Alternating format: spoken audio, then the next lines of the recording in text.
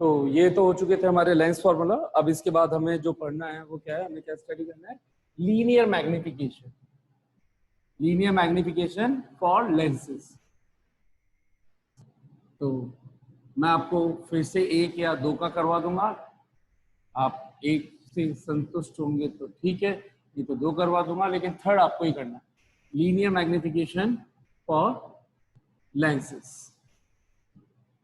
ठीक है, तो हम सबसे पहले बात कर रहे हैं केस वन। पहले तो सबसे पहले बाय डिफॉल्ट डेफिनेशन, चाहे वो कॉन्वेक्स लेंस हो चाहे कॉन्केव लेंस हो, लीनियर मैग्निफिकेशन फिर से रिप्रेजेंटेशन सिंबल एम ही रहेगा, और बेसिक डेफिनेशन हमेशा सेम रहेगी, चाहे वो मिरर की हो चाहे लेंस की हो।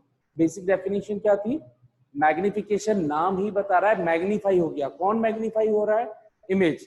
अब वो मैग्नीफाई होने का इन जनरल मीनिंग है, मैग्नीफाई होने का मतलब वो बड़ा हो रहा है कि छोटा हो रहा है, इसके टर्म्स में कितने टाइम्स हो रहा है, 1/4 टाइम्स मैग्नीफाई हो रहा है या 4 टाइम्स मैग्नीफाई हो रहा है।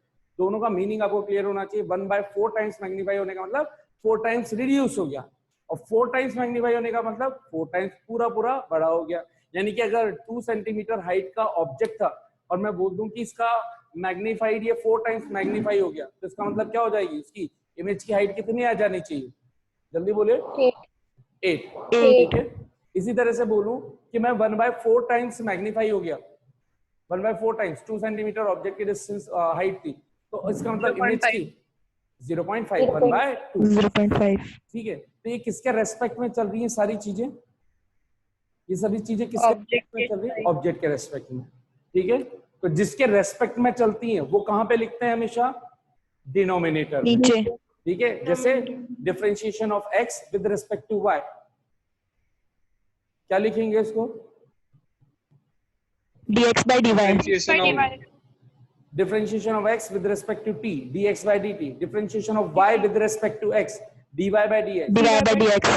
ठीक है। तो ठीक इसी तरह से मैग्निफिकेशन किस में हो रहा है, ऑब्जेक्ट की हाइट में हो रहा है। हम देख किस में रहे हैं, मैग्निफिकेशन हाइट में, किसके रेस्पेक्ट में देख रहे हैं, ऑब्जेक्ट के रेस्पेक्ट में। तो इमेज मैग्निफिकेशन का फॉर्मूला या डेफिनेशन क्या होनी चाहिए, linear magnification is defined as the ratio of height of image to the height of object, कि ऑब्जेक्ट के रेस्पेक्ट में इमेज की हाइट कितने टाइम्स हो चुकी है, बोले तो HI/HO। यही फॉर्मूला, यही डेफिनेशन मिरर में भी थी, तो सेम चीज है। अब यहां पर देखते हैं हमें करना कैसे है। तो देखिए यहां पर हमने देखी ये स्टेप 1, चाहे ये वाली इमेज वर्चुअल के लिए देखो चाहे रियल के लिए देखो, इक्वेशन 1 सेम है। तो मैंने लिखा यहाँ पे सिंस, इतना काम नहीं कर रहा, सिंस बाय इक्वेशन 1। अच्छा, फॉर्मूला तो आ ही चुका है HI/HO। मैं क्या करने वाला हूँ, मेरा एम क्या है, मेरा एम है m का फॉर्मूला v और u की टर्म्स में लाना।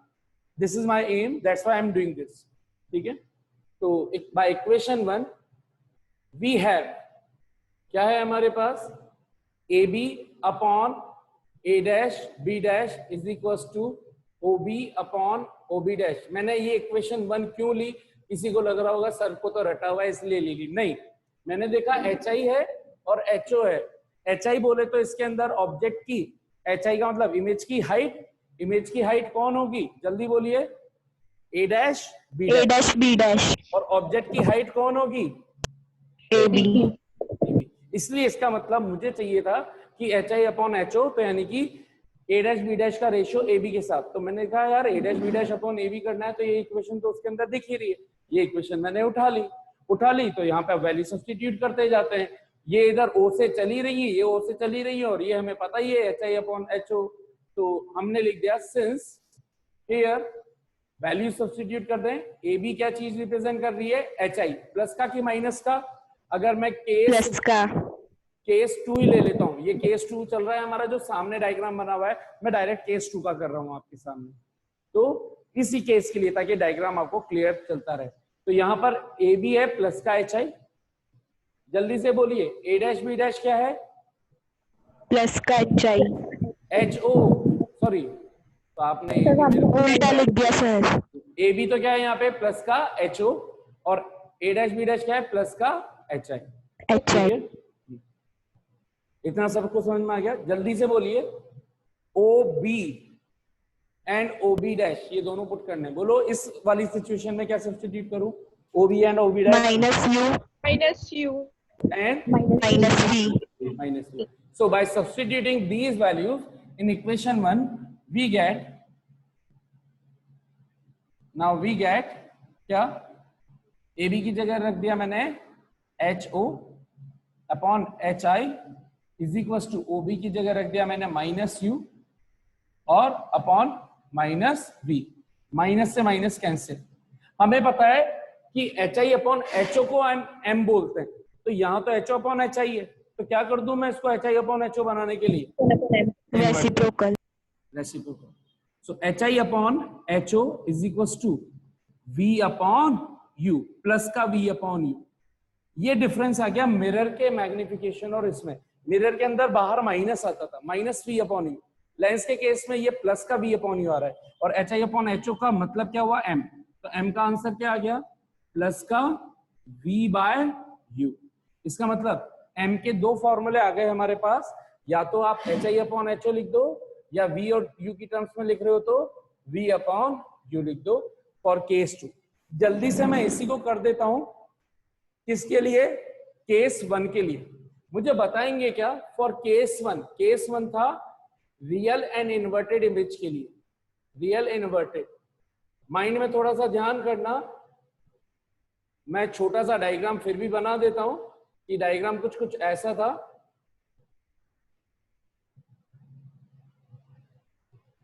ये डायग्राम कुछ ऐसा था, ये था U, ये था V और ये था F।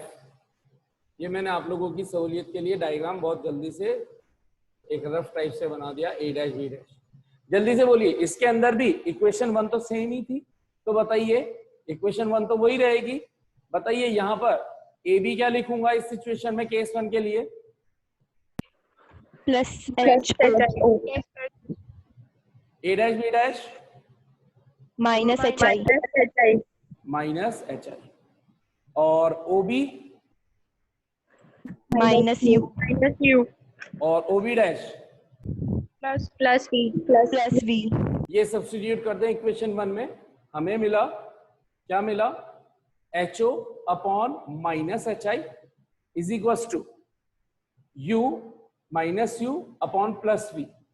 हमें तो चाहिए रेसिप्रोकल, तो minus H I upon H O is equal to minus U upon V. Minus से माइनस कैंसिल हो गया और H I upon H O मिल गया M U upon, so V आएगा ना, sorry V upon very good V upon V. Minus बचेगा क्या? No, sir. माइनस दोनों तरफ से कैंसिल हो गया ना, ये वाला माइनस और ये वाला माइनस कैंसिल हो गया दोनों तरफ, तो m is equal to V upon U. यानी कि हमने देखा चाहे रियल इमेज हो, रियल एंड इन्वर्टेड हो या वर्चुअल एंड डायरेक्ट हो, आंसर क्या आ रहा है? m is equal to V upon U. अगर ये दोनों केस में आए तो क्या कॉनकेव में भी यही आना चाहिए? यस और नो? Yes, sir. तो ये अब आप कॉनकेव के लिए भी खुद करेंगे, ठीक है? आगे बढ़ता हूं मैं, और आगे बढ़ के m का ही फॉर्मूला, एक तो H I upon H O तो बेसिक डेफिनेशन, v और u की टर्म्स में ले आए हैं। अभी हमें पता है कि वी यू का रिलेशन f के साथ भी है, तो अभी हमने एक तो देखा है v और u की टर्म्स में आंसर, एक देखेंगे u और f की टर्म्स में आंसर, और एक देखेंगे v और f की टर्म्स में आंसर। यानी कि m को भी मैं अलग अलग फॉर्मेट में डेराइव करना चाहता हूं, ताकि नीट और जेईई के लिए कहानी आसान हो जाए। जब जैसा फॉर्मूला हो वैसा सेलेक्ट कर लें। पहले एक बार आप ध्यान से घूर के देख लीजिए, कहीं कोई दिक्कत हो तो पूछ लीजिए, कोई डाउट हो तो समझ लीजिए। So my next aim is to find the magnification, अभी जो v और u की टर्म्स में फाइंड किया, तो to find the magnification in terms of u and f। तो एक आंसर तो आ चुका है हमारे पास v एंड u की टर्म्स में, एक आंसर लेकर के आते हैं v और f की टर्म्स में, और एक लेकर के आते हैं u और f की। तो मैं पहले ले रहा हूं u और f वाला। तो ये स्पेशल केस चल रहा है साहब, इसका स्पेशल केस। स्पेशल केस क्या? To find m in terms of u and f, ठीक है, ये हमारा एम है।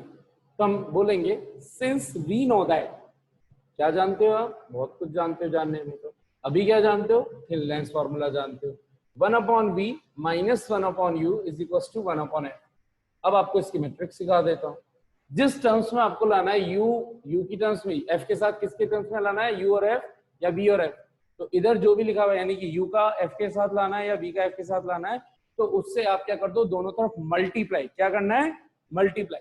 सो यू और एफ चाहिए तो मैंने क्या कर दिया, by multiplying both side U. So multiplying both side by you,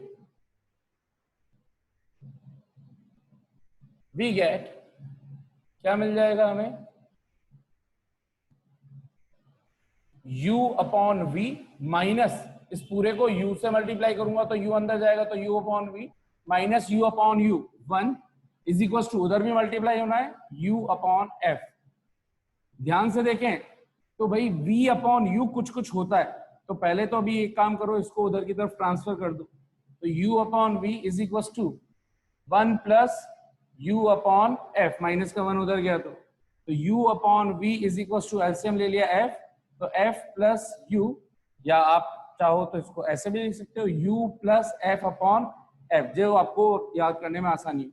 हमें चाहिए m का फॉर्मूला v और u की टर्म्स में v अपॉन u है, लेकिन यहाँ u अपॉन v है, तो इस पूरे को रेसिप्रोकल कर दिया तो ये बन गया v upon u is equal to f upon f plus u, और v अपॉन u तो क्या है? m, तो m का आंसर आ गया, m is equal to v upon u बोलो या f upon f plus u बोलो। So this is the answer of m, यानी कि एक आंसर और आ गया, तो ये मैंने लिख दिया यहाँ पर f upon f plus u या u प्लस f, जैसा आपको याद रखना। इसी तरह से to find special case 2, m in terms of v and f, v और f की टर्म्स में m को फाइंड करना। कैसे फाइंड करेंगे? तो फिर से since we know that 1/v minus 1/u is equal to 1/f, अब v और f की टर्म्स में फाइंड करना है, तो हमने क्या कर दिया, both side multiplying by v। So multiplying both side by v, we get v, तो ये पूरा मल्टीप्लाई, तो v अंदर जाएगा तो v upon v 1 minus v upon u is equal to 1/f। हमें पता है v अपॉन u होता है m, तो मैंने इसको इधर भेज दिया और इसको इधर भेज दिया, तो ये माइनस का उधर जाके बन गया प्लस का, तो 1 minus, sorry v by f, sorry v by f is equal to v by u। LCM ले लिया f minus v is equal to v by u, और v by u is nothing but m, तो m का answer आ गया एक और f minus v upon f, v upon u m। तो यहां पर एक और आंसर आ गया हमारे पास f minus v upon f। So these are the formulas for linear magnification. Abhi, how many of you understood properly?